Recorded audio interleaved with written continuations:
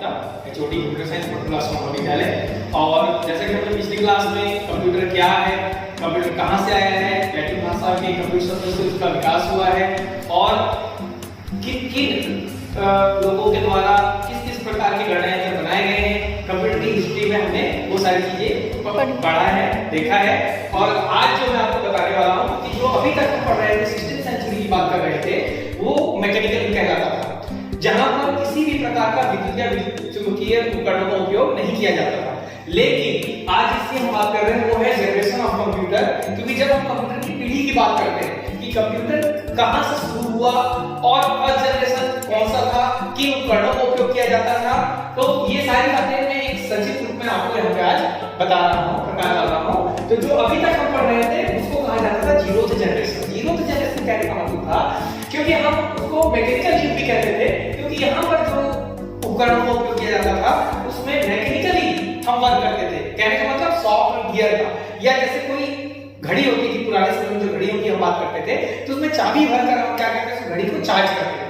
जितने देर तक वो चाबी घूमती थी उतने देर तक वो घड़ी भी चलती रहती थी, लेकिन फिर से हमको उसको चालू करना पड़ता था, तो हमको फिर से चाबी भरने की आवश्यकता पड़ती थी।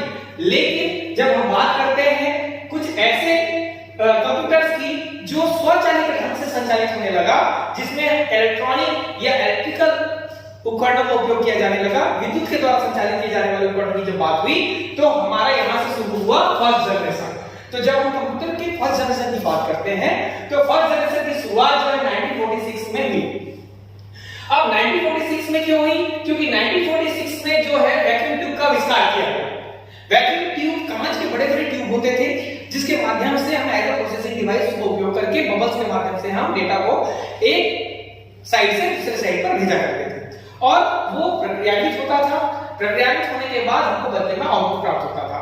तो ये जो पहली पीढ़ी की हम बात कर रहे हैं, फर्स्ट जनरेशन की बात करते हैं, यहाँ पर इलेक्ट्रॉनिक उपकरणों का उपयोग किया जाने लगा।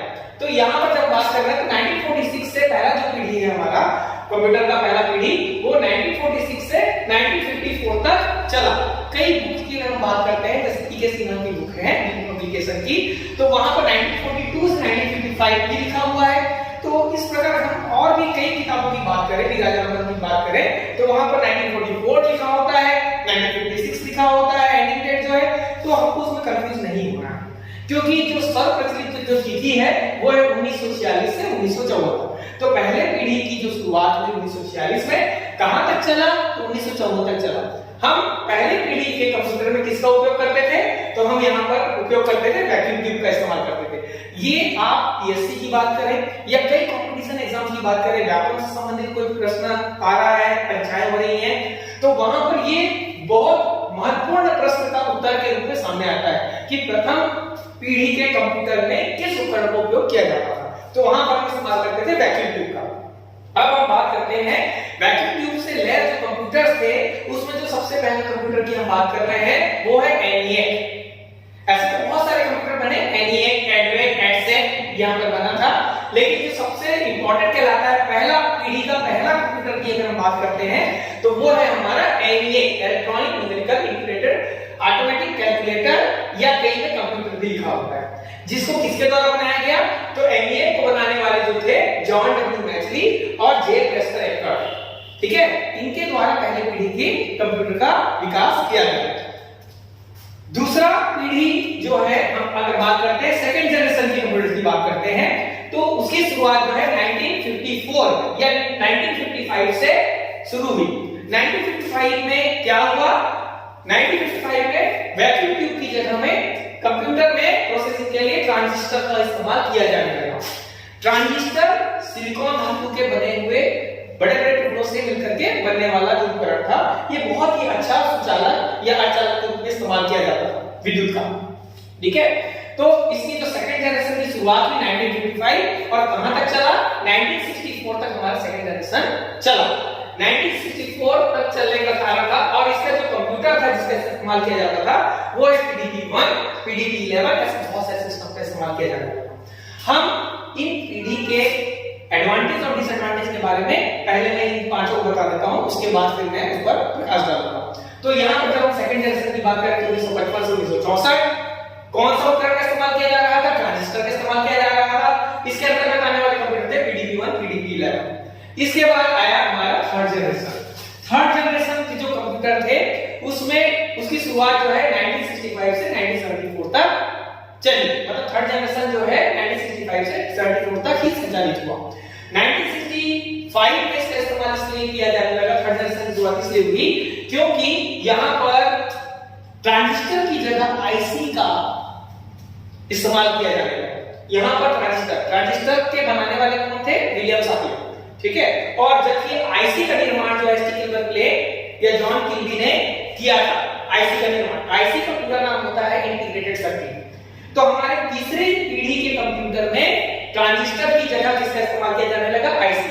आईसी वैसे तो साइज में छोटे होते थे, लेकिन 3 लाख अलग-अलग ट्रांजिस्टर को असेंबल करके एक आईसी का निर्माण किया गया, जिससे हमारा कंप्यूटर का आकार जो है वो छोटा भी हो गया।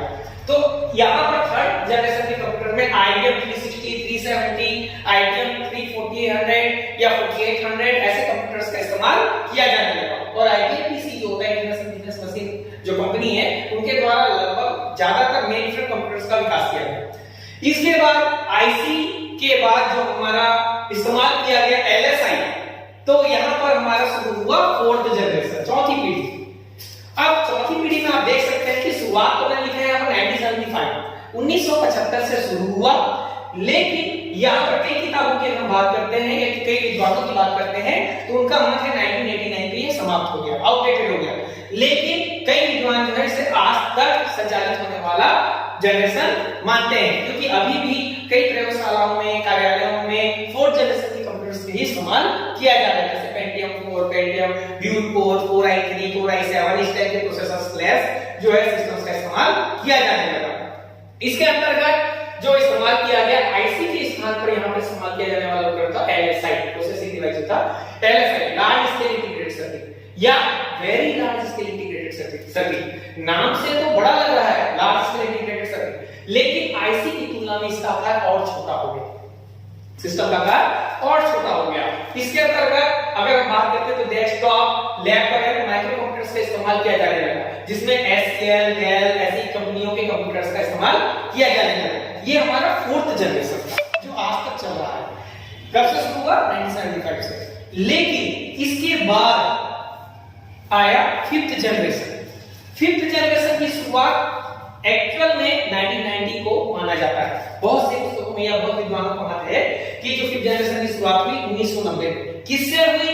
यहां पर इस्तेमाल किया जाने लगा ULSI, ultra large scale integrated circuit. LSI और VLSI की अपेक्षा में यहां पर ultra large scale integrated circuit का इस्तेमाल किया जाने लगा, जिसमें AI जो अभी वर्तमान में हम सभी जानते हैं, अवगत हैं। AI क्या होता है? आर्टिफिशियल इंटेलिजेंस, जिसको हम कृत्रिम बुद्धिमत्ता भी कहते हैं।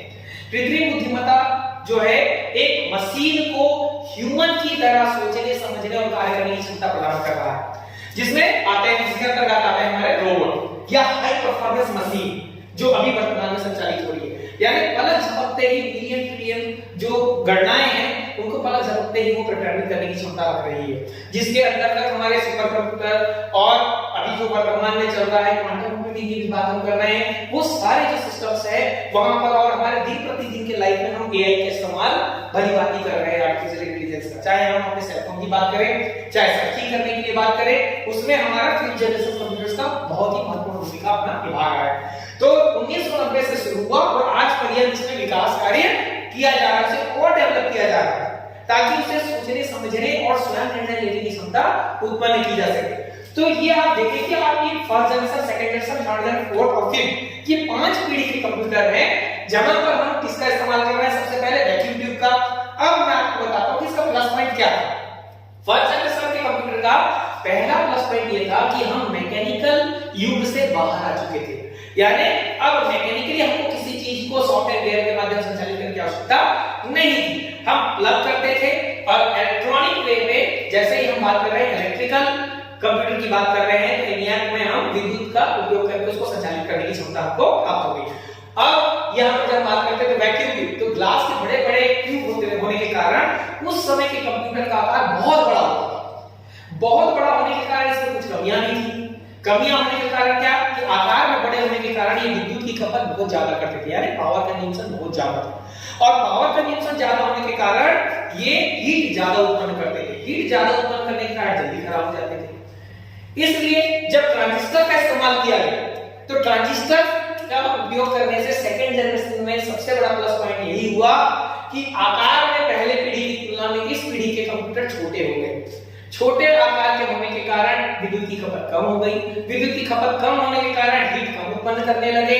हीट कम उत्पन्न करने के कारण इसकी जो क्षमता है या लाइफ है वो बढ़ गई पहले पीढ़ी की तुलना में, और प्रोसेसिंग स्पीड भी पहले की तुलना में ज्यादा हो।